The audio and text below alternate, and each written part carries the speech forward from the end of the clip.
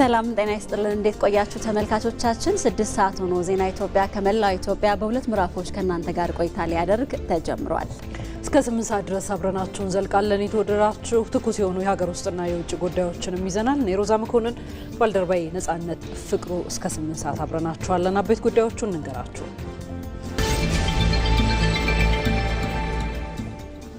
የኢትዮጵያን የባህር በር ጥያቄ ሁሉም ኢትዮጵያዊ ሊያስተጋባውና ለውጤቱም ሊሰራበት እንደሚገባ ተጠቆመ።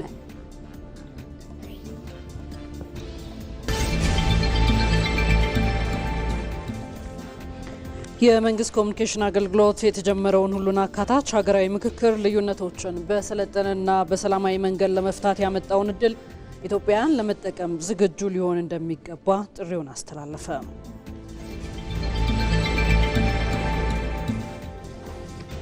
አዲስ አበባን ከዋና ዋና መንገዶች ጋር የሚያስተሳስሩ የመንገድ ፕሮጀክቶች የትራፊክ ፍሰትን ከማሳለጥ በተጨማሪ ኢኮኖሚያዊ ፋይዳቸው ከፍተኛ መሆኑ ተገለጸ።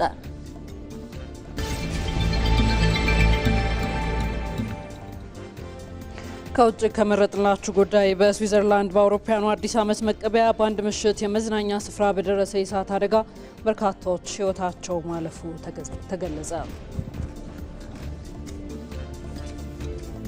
ዜና ኢትዮጵያ ከዚህ ከዋናው ስቱዲዮ በቀጥታ ወደ እናንተ ከምናደርሳቸው ዘገባዎቻችን ባለፈ ባልደረቦቻችን በቀጥታ መስመሮቻችን ተገኝተው ተጨማሪ መረጃዎችን እያደረሱን ቆይታ ያደርጋሉ።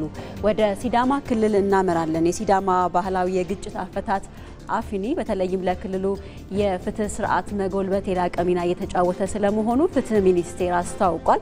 ይህንን መነሻ በማድረግ ተጨማሪ መረጃዎችን ኋላ ላይ አስረሳ ወገሼ የሚያደርሰን ይሆናል። በሌላኛው ርዕሰ ጉዳያችን የሀገር ተረካቢ ትውልድ ስለ ብሔራዊ ጥቅሙ እንዲረዳ በትምህርት ስርዓቱ ውስጥ በማካተት የሚሰሩ ስራዎች አሉ። የሀገራት ተሞክሮ ምን ይመስላል? እዚህ ጉዳይ ላይ ወንደሰን አፈወርቅ ተጨማሪ የሆነ ሀሳብ ወደ ኋላ ላይ እያደረሰን ቆይታ የሚያደርግ ይሆናል። እንዲሁም በተጨማሪ በዜና ኢትዮጵያ በቢዝነስና በስፖርት በተመራረጡ ጉዳዮች ላይ ባልደረቦቻችን ብሩክታይት አስራት በቢዝነስ እንዲሁም ደግሞ በስፖርት አብርሃም ተስፋዬ ዋና ዋና ጉዳዮቹን ያስተዋውቃቸዋል። ጤና ይስጥልኝ ተመልካቾች እንዴት ውላችኋል? በዜና ኢትዮጵያ የቢዝነስ ሰዓታችን ለቱሪዝም መንግስት የሰጠው ትኩረት ፈጣን እድገት እንዲመዘገብ ማስቻሉ ተገልጿል። ይህን የተመለከተ ጉዳይ እናነሳለን። የቱሪዝም ሚኒስቴር የቡና ቱሪዝምን ማስተዋወቅን ዓላማ አድርጎ ላለፉት ቀናት ሲያካሂድ የነበረው የጉብኝት መርሃ ግብር ዛሬ መጨረሻ ቀኑን ይዟል። እስከዛሬ ሲካውን የቆየው የጉብኝት ሁኔታ ምን ይመስላል የሚለውን ጨምሮ ሌሎች ጉዳዮችን አካትቼ ካፍታ ቆይታ በኋላ ብሩክታይት አስራት ጠብቃችኋለሁ። እስከዛው ከዜና ኢትዮጵያ ጋር መልካም ቆይታ። በስፖርታዊ ጉዳዮቻችን የኢትዮጵያ እግር ኳስ ፌዴሬሽን አሰልጣኝ ዮሐንስ ሳሊን የኢትዮጵያ ብሔራዊ ቡድን ዋና አሰልጣኝ አድርጎ በትላንትናው ዕለት መሾሙን ይፋ አድርጓል። የአሰልጣኝነት ቆይታ ምን ይመስላል የሚሉ ጉዳዮችን ዛሬ በትንታኔ ወደ እናንተ የምናደርስ ነው የሚሆነው። የኢትዮጵያ ብሔራዊ ቡድን ወቅታዊ አቋም፣ የስብስብ ደረጃ፣ የአሰልጣኞች ውስጥ ሊስት ምን ይመስላል የሚለው ጉዳይ ሌላው ወደ እናንተ የምናደርሰው ጉዳይ ነው። ትላንት በእንግሊዝ ፕሪሚየር ሊግ ማንቸስተር ሲቲ በስቴዲየም ኦፍ ላይት ከሰንደርላንድ ጋር ያደረገውን ጨዋታ 0-0 በውጤት አጠናቋል። ለአርሰናል የመሪነት ሚናም ትልቅ አስተዋጽኦ ያበረከተ ጨዋታ ነው። ይህን የተመለከቱ ጉዳዮችን ካፍታ ቆይታ በኋላ አብርሃም ተስፋዬ በስፖርታዊ ጉዳዮች ይዤ እመለሳለሁ። ከዜና ኢትዮጵያ ጋር እንድትቆዩ እንጋብዛችኋለን። ቀዳሚ ወዳደረግነው ዜናችን እናልፋለን። የአዲስ አበባ ዩኒቨርሲቲ 75ኛ ዓመት የምስረታ በዓልን ምክንያት በማድረግ የዩኒቨርሲቲው የቀድሞ ተማሪ የሆኑት ጠቅላይ ሚኒስትር አብይ አህመድ የምሁራን ሚና ለሀገራዊ ብልጽግና በሚል ርዕስ የጥናታዊ ጽሑፍ አቅርበዋል። ጥናታዊ ጽሑፉ ምሁር ማን ነው በሚል ጥያቄ ላይ ያተኮረ መሆኑንም የጠቅላይ ሚኒስትር ጽሕፈት ቤት በማህበራዊ ትስስር ገጹ ላይ ጠቅሷል። በገለጻው ላይም የአካዳሚያዊ አመራሮችና ከፍተኛ የመንግስት የስራ ኃላፊዎች ተገኝተውበታል። ዛሬ የተካሄደው መርሃ ግብር የዩኒቨርሲቲውን 75ኛ ዓመት በዓል ለማክበር ላለፉት ሳምንታት ሲደረጉ የነበሩ ተከታታይ ፕሮግራሞች ማጠቃለያ ስለመሆኑም ተገልጿል። ወደ ሌላ ዘገባችን አመራን። የተጀመረው ሁሉን አካታች ሀገራዊ ምክክር ልዩነቶችን በሰለጠነና በሰላማዊ መንገድ ለመፍታት ያመጣውን እድል ኢትዮጵያን ለመጠቀም ዝግጁ ሊሆኑ እንደሚገባ የመንግስት ኮሚኒኬሽን አገልግሎት ገለጸ። ምክክር ለጋራ አሸናፊነት፣ ምክክር ለዘላቂ ሰላምና ለጠንካራ ሀገረ መንግስት ግንባታ በሚል የመንግስት ኮሚኒኬሽን አገልግሎት መግለጫ ሰጥቷል። በኢትዮጵያ ለዘመናት ያለመግባባትና የንትርክ እንዲሁም የእርስ በርስ ግጭት ምንጭ የነበረው ኋላ ቀር የፖለቲካ ባህል የወለደው ችግር መሆኑን ያነሳው አገልግሎቱ ችግሩን በመሰረታዊነት ለመቅረፍ በሀገራዊ ጉዳዮችና በብሔራዊ አጀንዳዎች ዙሪያ የሚታዩ ልዩነቶችንና መካረሮችን ለማድረግ ሀገራዊ ምክክር ወሳኝ ጉዳይ ነው ብሏል። መንግስት አዎንታዊ የሰላም ባህል እንዲሰፍንና የሰለጠነ የፖለቲካ ባህል ተገንብቶ ኢትዮጵያን ችግሮቻቸውን በጠረጴዛ ዙሪያ በሀሳብ አውድ ብቻ መፍታት አለባቸው የሚል ጽኑ እምነት መኖሩን የጠቀሰው መግለጫው ለዚህም ተግባራዊነት በቁርጠኝነት እየተንቀሳቀሰ ይገኛል ብሏል። በኢትዮጵያ የተጀመረው ሁሉን አካታች የሆነ ሀገራዊ ምክክር ልዩነቶችን በሰለጠነና በሰላማዊ መንገድ ለመፍታት ያገኘ ነው የማይተካ እድል ነው ብሏል። በመግለጫው ይህ እድል ለሁሉም አካላት የተከፈተ የትኛውንም ወገን የማይለይ የምክክር እድል መሆኑን የጠቀሰው መግለጫው በዚህ እድል ለመጠቀም ኢትዮጵያውያን ዝግጁ ሊሆኑ ይገባል ብሏል።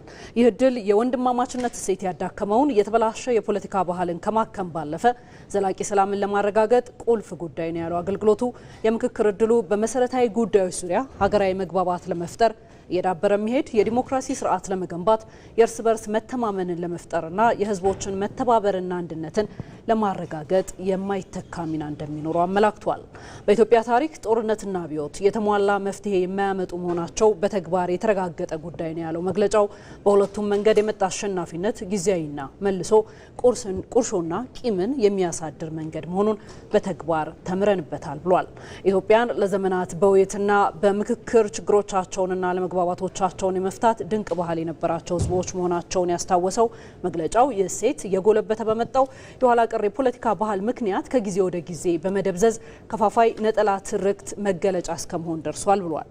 በዓለም ላይ በርካታ ሀገራት ከከረረና ልዩነት ከግጭት ድባብ ለመውጣት ሀገራዊ ምክክር እንደ መፍትሄ መጠቀማቸውን በማንሳት ኢትዮጵያን ይህን ማድረግ የማይሳናቸው ህዝቦች መሆናቸውን በየአካባቢው ያሉ ባህላዊ ሴቶች ማሳያ ናቸው ብሏል። ዘላቂ የሆነ መፍትሄን ለማምጣት በእውነተኛ ፖለቲካዊ መሻት በቅንነት ለውይይት ለሰጥቶ መቀበልና ለጋራ መፍትሄ ሁሉም የበኩሉን አስተዋጽኦ ለማበርከት መነሳት እንደሚኖርበትም መግለጫው ጠቁሟል። ኢትዮጵያን የግጭትና የጦርነት አዙሪት በቃን የምንልበት ትክክለኛው ሰዓት አሁን ነው ያለው አገልግሎቱ ግጭት ማንንም አሸናፊ የማያደርግ የጥፋት አዙሪት ስለሆነ የሀገራዊ ምክክር ሂደትን ስኬታማ ማድረግ ችግሮችን በሰላማዊ መንገድ መፍታት የህግ የበላይነትን ማስፈን ለሁሉም ኢትዮጵያን የምትሆን ሀገር ለመገንባትና ሁሉንም የጋራ አሸናፊ ለማድረግ ያግዛል ብሏል። በመሆኑም ሁሉም አካል በምክክሩ በንቃት እንዲሳተፍ የመንግስት ኮሚኒኬሽን አገልግሎት በላከው መግለጫ ጥሪውን አስተላልፏል። ተመልካቾች አሁን ደግሞ በቀጥታ ጉዳዮቻችን ወደምንመለከት ዜናዎቻችን የምናልፈው ቀዳሚ ወዳደረግነው ስናልፍ የሲዳማ ባህላዊ የግጭት መፍቻ ስርዓት አፊኒ የክልሉን የፍትህ ስርዓት እያጠናከረ መምጣቱን የፍትህ ሚኒስቴር ገለጸ። የፍትህ ሚኒስቴር በሲዳማ ክልል የፍትህ ትራንስፎርሜሽን ያለበትን ደረጃ እየገመገመ ይገኛል። የሲዳማ ባህላዊ የግጭት መፍቻ ስርዓት አፊኒ በክልሉ የተለያዩ አካባቢዎች በመደበኛነት አገልግሎት እየሰጠ ሲሆን የፍትህ ስርዓቱንም በማገዝ ትልቅ አስተዋጽኦ እያበረከተ መሆኑ ተመላክቷል። እዚህ ጉዳይ ላይ ቆይታ እናደርጋለን። በዚህ ጉዳይ ላይ ተጨማሪ መረጃ ሊሰጠን ሪፖርተራችን አስረሳ ወገሼ በቀጥታ መስመራችን ላይ ከአዋሳ ይገኛል። አስረሳው እንዴት ውለሃል? ቀደም ሲል የሲዳማ የግጭት መፍቻ አፊኒን አንስተናል። በክልሉ የአፊኒ ባህላዊ የዳኝነት ስርዓትን ጨምሮ የፍትህ ስርዓቱን ለማጠናከር የተሰሩ ስራዎች ምን ይመስላሉ የሚሉ መረጃዎችህን ብታጋራን።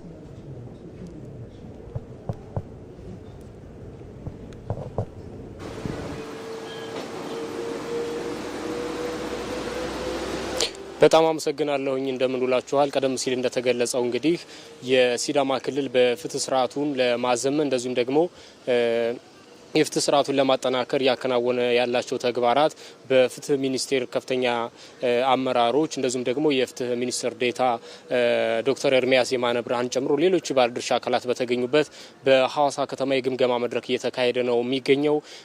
ይህ የግምገማ መድረክ በተለይ ደግሞ በክልሉ በስፋት የሚታወቅ ባህላዊ የዳኝነት ስርዓት አለ፣ የግጭት መፍቻ ስርዓት አለ። ይህ ስርዓት አፊኒ ነው የሚባለውና ይህን አፊኒ የባህላዊ ግጭት መፍቻ ስርዓትን ጨምሮ ዘመናዊ ህጉ ምን አይነት የፍትህ አገልግሎት እየሰጠ ነው የሚለውን በመድረኩ ቀርቦ ነው ግምገማ እየተደረገ የሚገኘው ማለት ነው። በዚህ መድረክ ላይ ባለድርሻ አካላት የክልሉ ፍትህ ቢሮን ጨምሮ ማረሚያ ኮሚሽን እንደዚሁም ደግሞ የፖሊስ ኮሚሽንም ጭምር ከፍተኛ አመራሮች ተገኝተዋል። አጠቃላይ በሲዳማ ክልል እንግዲህ በተለይ የአፊኒ ስርዓት ከመደበኛ ህጉ ጎን ለጎን የፍትህ አገልግሎት እንዲሰጥ ካለፈው ዓመት ጀምሮ በመደበኛነት እየሰራ ይገኛል። በዚህ ሂደትም በክልሉ ሁሉም አካባቢዎች በሚገኙ በቀበሌዎች በወረዳዎች አደረጃጀት ተፈጥሮ የፍትህ አገልግሎት እየሰጠ ነው የሚገኘው። ማህበረሰቡ በቅርበት የሚያውቀውና ቀልጣፋ አገልግሎት የሚያገኝበት አማራጭ በመሆኑ የተለያዩ ችግሮች ሲያጋጥሙት ወደ እነዚህ መድረኮች በመምጣት ወደ አፊኒ ሶንግ ወይም ደግሞ የአፊኒ ስርዓት የሚሰጥባቸው ዳኝነት የሚሰጥባቸው ቦታዎች ላይ በመምጣት ችግሮቹን አቅርቦ ዳኝነት እየተሰጠ መሆኑ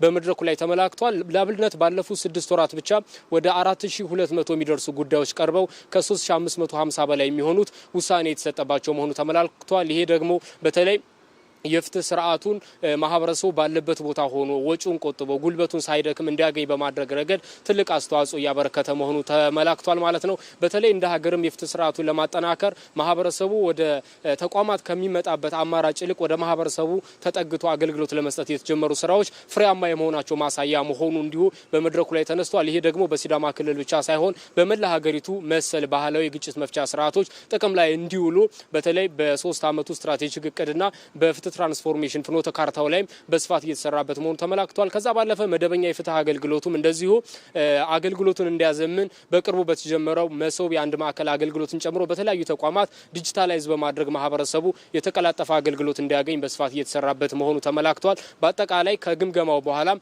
መሶብ የአንድ ማዕከል አገልግሎትን ጨምሮ በተለያዩ ተቋማት ይህ የፍትህ አገልግሎት አሰጣጡ ምን ይመስላል የሚለው ምልከታ ይደረግበታል ተብሎ ነው የሚጠበቀው። አስረሳው ስለ መረጃዎች እናመሰግናለን። ዜና ኢትዮጵያችን ላይ ትገኛላችሁ። ወደ ዝርዝር ዘገባችን እንለፍ። የኢትዮጵያን የባህር በር ጥያቄ ሁሉም ኢትዮጵያዊ ሊያስተጋባውና ለውጤቱም ሊሰራበት እንደሚገባ ተጠቆመ። አዲሱ ትውልድ ይህን እንዲያውቅ በትምህርት ስርዓቱ ውስጥ እንዲካተትም ተደርጓል። መቅደላይ ደረጀ። ምስራቅ አፍሪካ ጂኦግራፊያዊ አቀማመጥን ስናይ አብዛኛው የቀጠናው ሀገራት በትልልቅ ዋማ አካላት የተከበቡ ናቸው። ለምሳሌ እንደ ህንድ ውቅያኖስ፣ ቀይ ባህር እና የኤደን ባህረ ሰላጤ። የራሷ የሆነ ባህር በር ቢኖራት ለሌሎች ሀገራቶች መታወጣን ገንዘብ ማዳን ትችል ነበር። እንዴት ናችሁ? ሰላም ነው አለን። የጥናት ሰዓታችሁን ስለተሻማ ትቀየሙኝ ማለት እሺ። እንተዋወቅ። እኔ መቅደላይ ትባላለሁ። እኔ መሐመድ ፈቲ ይባላለሁ። 6ኛ ክፍል ነኝ። 12 ዓመት። እኔ ማይዘክ ይባላለሁ። 6ኛ ክፍል ነኝ። 12 ዓመት። እኔ ኒልማጅ ይባላለሁ። የ6ኛ ክፍል ተማሪ ነኝ። እድሜ ደግሞ 12። እንግዲህ ተመልካቾች ዛሬ ስለ ባህር በር ከ6ኛ ክፍል ተማሪዎች ጋር ልናወራ ነው። በጥናታቸው ሰዓት ላይ ተገኝቻለሁ። 6ኛ ክፍል የአካባቢ ሳይንስ መጽሐፋቸው ላይ ባህር በር ዙሪያ እንዲሁም ደግሞ በምስራቅ አፍሪካ እንዲሁም አጎራባች ሀገራትና የውሃማ አካላትን በተመለከተ ሰፊ ሽፋን ሰጥቶት በ2015 ዓ.ም የአዲስ አበባ ትምህርት ቢሮ ያዘጋጀው መጽሐፍ አለ። በዛ ላይ ስለ ተማሪዎች በተለይ ስለ ሀገራቸው እውነት እንዲያውቁ እየተደረገ ነው የሚገኘው። በትምህርት ካሪኩለሙ ገብቶ የምስራቅ አፍሪካ አጎራባች ሀገራት እና ውሃማ አካላት ይላል ገጽ 12 ላይ አካባቢ ሳይንስ መጽሐፋችሁ። ገጽ 13 ላይ ደግሞ የባህር በር ጥቅም ምንድነው፣ በምስራቅ አፍሪካ የሚገኙ ደሴቶችን ዘርዝሩ፣ በጥያቄ መልክ የቡድን ውይይት መልክ የተቀረበ ነው። ስለ ባህር በር ምን ታውቃላችሁ? እስቲ ምን ተማራችሁ? መጀመሪያ የባህር በር ምንድነው የሚለውን ነገር በየተራ አስረዱኝ። ከማሂ ልጀምር። ባህር በር ማለት ትላልቅ መርከቦች ቆመው እቃዎችን የሚያራግፉበትና የሚጭኑበት ወደብ ማለት ነው። የባህር በር ምንድነው ስንል ባህር በር በጣም የትልቅ ቤት መግቢያ በር ሆኖ በዛ መግቢያ በር ላይ ደግሞ እቃዎች የሚገቡበትና የሚወጡበት እናም እኛ በትምህርታችን ላይ እንደተማር ነው ባህር በር አንድ ሰው ባህር በር ካለው በጣም ጠቃሚ ነገር ነው። የባህር በር ካለው በጣም ብዙ ንግድ ምናምን ያገኛሉ። ይህ ማለትም የባህር በር ለእያንዳንዱ ሀገራቶች በጣም ጠቃሚ ናቸው ብዬ ነው የማስበው። የባህር በር በጣም ብዙ ጥቅሞች አሉት። አሁን ለሀገራችን የሚጠቅሙ ነገሮች እንደ መድኃኒት፣ መኪና፣ ነዳጅ ለማስገባትና ለማስወጣት ይጠቅማሉ። እና የባህር በር ካለን እነሱን በዝቅተኛ ዋጋ እናስገባለን እና እነሱም ደግሞ የኢትዮጵያን ዜጋ የስራ ጥቅም ያበረታታል፣ ስራዎችን ያበረታታል እና ሀገራችንን ቶሎ ቶሎ ያሳድጋል። የባህር በር ጠቀሜታው ምንድነው የሚለውን እስቲ ንገረኝ አንተ በተማርከው ልክ። አካባቢን አስተማሪያችን በትምህርት ቤት ባህር በር የሀገራችንን ምርት ወደ ሌሎች ሀገር ለማስገባትና የሌሎች ሀገሮችን ምርት ወደ ሀገራችን ለማስገባት እንደሚረዳ አስተማሪያችን ነግሮናል። እሺ አሁን ደግሞ ኢትዮጵያ የባህር በር አልባ መሆኗ ወይም ላንድ ሎክድ መሆኗ ምን አሳጥቷታል የሚለውን እናንሳ። ማን ይነግረኝ? እኔ በመጀመሪያው ኢትዮጵያ ላንድ ሎክድ በመሆኗ ወይም የባህር በር ባለመኖሯ ይህ ማለትም ኢትዮጵያ በጣም ዝቅ አድርጓታል የባህር በር ባለመኖሯ ማለት ነው። እኛ ባህር በር ቢኖረን የምናመርታቸው ቡና ወይም ሌላ ምርቶች ላይ እኛ ምናመርቱ ቡናና ሌሎች ምርቶች ወደ ዓለም ምን ሰጥ ከሆነ ይህ ማለትም ብዙ ንግድ እናገኛለን። ስለዚህ ይህ ማለትም የባህር በር ጠቀሜታው ይህ ነው። ይኒር ነገረን አይደለ? ኢትዮጵያ የባህር በር ማጣቷ ምን አሳጥቷት ቆይቷል የሚለውን አንተ ደግሞ ንገረን። አሁን ኢትዮጵያ ትልቅ ሀገር ነች። የብዙ ብሔር ብሔረሰቦች እንደ ሀረሪ፣ እንደ ቤንሻንጉል፣ እንደ ትግራይ ትልቅ ሀገር ነች። ጠንካራ ሀገር ነች። ግን የባህር በር ባለመኖሯ ብዙ ነገር ጎድቷታል። የተለያዩ የምታመርታቸው እንደ ቡና ምናምን ለሌሎች ሀገሮች መስጠት አልቻለችም። የሰጠችው በጅቡቲ በኩል ብዙ ብር ከፍላ ነው። ይህኔ የባህር በር ቢኖራት በዝቅተኛ ወጪ ለሌሎች ሀገሮች ምርቷን ትሰጥ ነበር እና ከሌሎችም ትቀበል ነበር በዝቅተኛ ወጪ። አንተ ደግሞ ንገረን እስኪ ኢትዮጵያ ምን አጣች? ኢትዮጵያ የራሷ የሆነ የባህር በር ቢኖራት ከፍተኛ ገቢ ሳታወጣ ከፍተኛ የንግድ ትስስር ማከናወን ትችል ነበር። እሺ የባህር በር ባለቤትነት ጥያቄ ሁሉም ኢትዮጵያውያን በጋራ ጸንተው የሚቆሙለት የብሔራዊ ጥቅም አጀንዳ ሊሆን ይገባል። የባህር በር ጥያቄ የወደብ ጉዳይ ብቻ ሳይሆን የኢትዮጵያን ትልቅነት የሚወስን መሆኑ ያጠያይቃል። ትውልዱም ይህን እንዲያውቅ በስርዓተ ትምህርት ውስጥ መካተቱ ትልቅ ጠቀሜታ ያለው ነው። እንዲሁ ደግሞ መምህራንም ወላጆችም ትውልዱን በመስራት ኃላፊነታቸውን ሊወጡም ይገባል።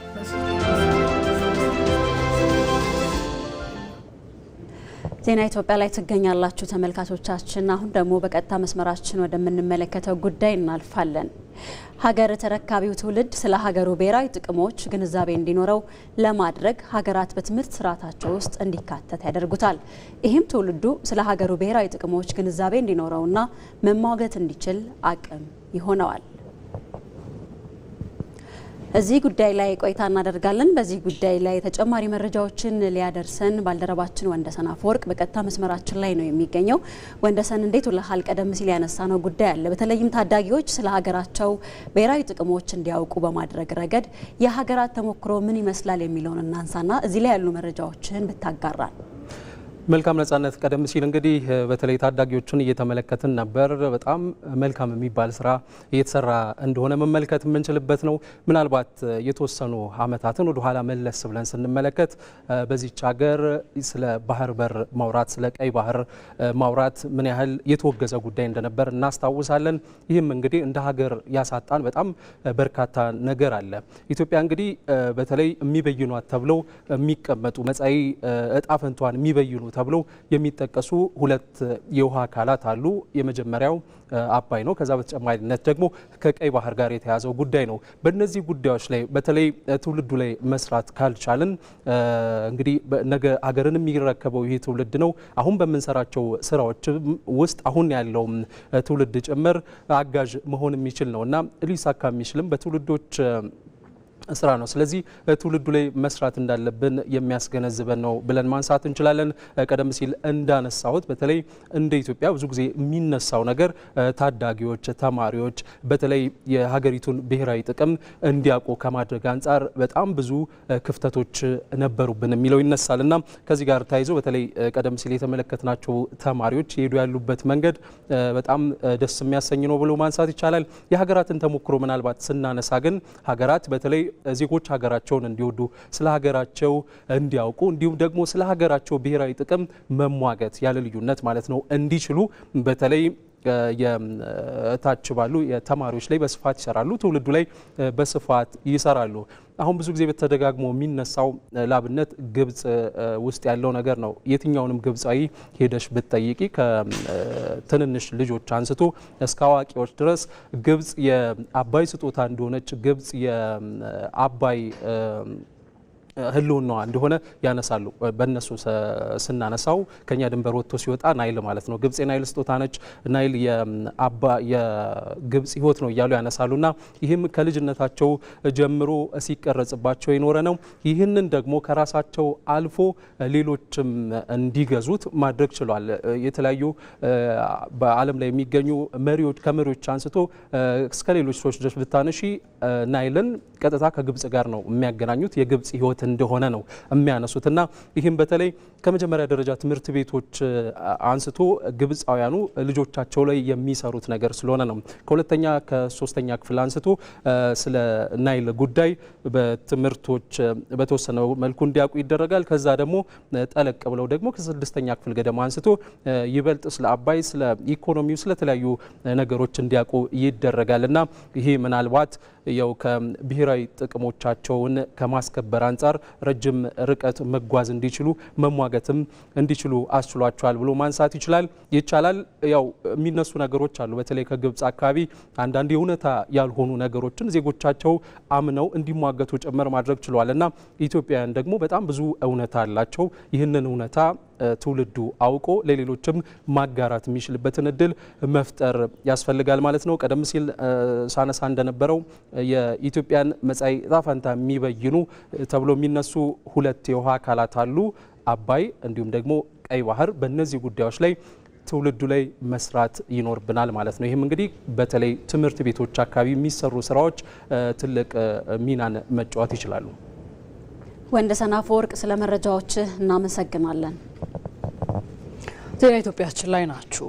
አዲስ አበባን ከዋና ዋና መንገዶች ጋር ለማስተሳሰር እየተገነቡ ያሉ የመንገድ ፕሮጀክቶች የትራፊክ ፍሰትን ከማሳለጥ በተጨማሪ ኢኮኖሚያዊ ፋይዳቸው ከፍተኛ ነው። በኢትዮጵያ መንገዶች አስተዳደር እየተገነቡ ያሉት የእንጦጦ ፍተሻ፣ ሱሉልታ እንዲሁም የእንጦጦ ማርያም ጉለሌ እጽዋት ማዕከል የመንገድ ፕሮጀክቶች ግንባታቸው በመፋጠን ላይ ነው። አባዲዮና ተመልክቷቸዋል። የኢትዮጵያ መንገዶች አስተዳደር የዓለም ገና መንገድ ጥገና ዲስትሪክት አዲስ አበባን ከዋና ዋና መንገዶች ጋር የሚያስተሳስሩ ከፍተኛ ጠቀሜታ ያላቸው የመንገድ ግንባታ ፕሮጀክቶች እያከናወነ ይገኛል። ከፕሮጀክቶቹ መካከል የእንጦጦ ፍተሻ ሱሉልታ የመንገድ ግንባታ ፕሮጀክት አንዱ ነው። ፕሮጀክቱ 20.3 ኪሎ ሜትር ርዝመት ያለው ሲሆን 50 ሜትር ስፋትም አለው። ግንባታው በቅርቡ የተጀመረው መንገዱ ደረጃውን ጠብቆ ለማከናወን ስራዎች በስፋት እየተከናወኑ ነው። ባለ ሁለት ሌን ሮዶች ሆኖ አራት በመሮድ ማርኪንግ ያለው ጠቅላላ 50 ሜትር ስፋት መንገድ ነው። የኮሪደር የሳይክል ሌን የግሪን ስትሪፕ የእግረኛ መንገድን ጨምሮ 50 ሜትር ስፋት ያለው መንገድ ነው። 20.3 ኪሎ ሜትሩ በዓለም ገና ዲስትሪክት የተሰጠን የ5.2 ኪሎ ሜትር ነው። ከዛ ውስጥ የ2.2 ኪሎ ሜትሩን የአፈር ቆረጣ ስራ፣ የድጋፍ ግንብ ስራ እነሱ ላይ እየሰራ ነው ያለው። ይህ የእንጦጦ ፍተሻ ሱሉልታ የመንገድ ግንባታ ፕሮጀክት በአካባቢው ያለውን የትራፊክ ፍሰት ከማሳለጥ ጎን ለጎን ኢኮኖሚያዊ ፋይዳው ከፍተኛ ነው። ከፍተኛ የሆነ ትራፊክ የሚያስተናግድ መንገድ ነው እና በዚህ በኩል የተለያዩ ኢንዱስትሪዎችም አሉ። አሁን ለምሳሌ የሲሚንቶ ምርት በጣም በከፍተኛ ሁኔታና በጣም ብዙ ተሳቢ ትልልቅ ከባድ መኪኖች የሚተላለፉበት ነው። አዲስ አበባ መግቢያ ላይ ያለውን ከፍተኛ የሆነ የትራፊክ መጨናነቅና የነበረውን አደጋ ይቀንሳል ብለን እንጠብቃለን። በኢትዮጵያ መንገዶች አስተዳደር በዓለም ገና መንገድ ጥገና ዲስትሪክት እየተከናወነ ያለው ሌላው ፕሮጀክት የእንጦጦ ማርያም ጉለሌ እጽዋት ማዕከል የመንገድ ግንባታ ፕሮጀክት ተጠቃሽ ነው። ፕሮጀክቱ በፍጥነት እየተከናወነ ይገኛል። አሁን ላይ የደረሰበት 68% አካባቢ አፈጻጸም ደርሷል። ወደ 13 የፍሳሽ ማስወገጃ ቱቦዎች ሲኖሩት ከነሱ 10 ሙሉ ለሙሉ ተጠናቀው 3ቱ ግን ቆረጣ ሴክሽን ስላለ እሱን እየጠበቁ ነው። በተረፈ ወደ 6 የግንባታ የድጋፍ ግንብ ስራዎች አሉ። እነሱ 6ቱ ሙሉ ለሙሉ ተጠናቀዋል። ከዛ በተጨማሪ መንገዱ 20 ሜትር አካባቢ ወደ ጎን ስፋት ሲኖረው 2 ዱዋል ኬሪዮጄ፣ 1 ፓርኪንግ ሌን፣ ከዛ በተጨማሪ 4 ሜትር ደግሞ የመሮጫ ትራክ የሚያካልል ሲሆን አጠቃላይ ስፋቱ 19.7 ነው። የቀረው 2 ሜትር ግሪነሪ መሀል ላይ አለ። ኢንድ ላይ ዩቲሊቲ ላይን አለ። በአዲስ አበባ ከተማ መግቢያ በሮች እየተከናወኑ የሚገኙ የመንገድ ግንባታ ፕሮጀክቶች የትራፊክ ፍሰትን ለማሳለጥ የግብርናና የኢንዱስትሪ ምርቶችን በቀላሉ ለማጓጓዝ የላቀ ፋይዳ እንዳላቸው ነው በኢትዮጵያ መንገዶች አስተዳደር የዓለም ገና መንገድ ጥገና ዲስትሪክት ስራ አስኪያጅ ኢንጂነር ተመስገን አለማየሁ የገለጹት። የአዲስ አበባ ትልቁ መግቢያ በሮች የሚባሉት አምስቱንና እነሱን ሪንግ የሚያደርግ መንገድ እንደመሆኑ መጠን በተለይ የኢቪኒንግ ታይም ላይ አዲስ አበባ ሀብ ከመሆኑ አንጻር ከፍተኛ የሆነ የሎጂስቲክ ፍሎ ያደርጋል። የኢንዱስትሪ ፕሮዳክቶችም የግብርና ፕሮዳክቶችም የሚገቡበት አቅጣጫዎች ከመሆናቸው አንጻር ከፍተኛ መጨናነቆች ይታያሉ። አንደኛው ያንን መጨናነቅ ይቀንስልናል። ያን መጨናነቅ ሲቀንስ ሁለት ጠቀሜታ አለው። አንደኛው ኢንቫይሮንሜንታሊ ካርበን ኢሚሽንን ይቀንሳል፣ ትራፊኩ በአግባቡ ይሳለጣል ማለት ነው። ሁለተኛ ኢኮኖሚካሊ በዛ ልክ ኢኮኖሚክ ፍሰቱ ይሳለጣል ማለት ነው። እነዚህን የመንገድ ግንባታ ፕሮጀክቶች በአጭር ጊዜ ውስጥ ለማጠናቀቅ ትኩረት ተሰጥቶ እየተሰራ ይገኛል። በሌላ በኩል 15 ኪሎ ሜትር ርዝመት ያለው የጣፎ አደባባይ ለገዳዲ የመንገድ ፕሮጀክት ግንባታም እየተከናወነ ይገኛል። መንገዱ ደረጃውን ጠብቆ እየተከናወነ ሲሆን ሀገራዊ ፋይዳው ከፍተኛ ስለመሆኑም ተነግሯል። አባዲ ወይናይ ተጨማሪ ዘገባ አለው። የጣፎ አደባባይ ለገዳዲ የመንገድ ፕሮጀክት ግንባታው እየተከናወነ ይገኛል። ፕሮጀክቱ 15 ኪሎ ሜትር ርዝመትና 50 ሜትር ስፋት አለው።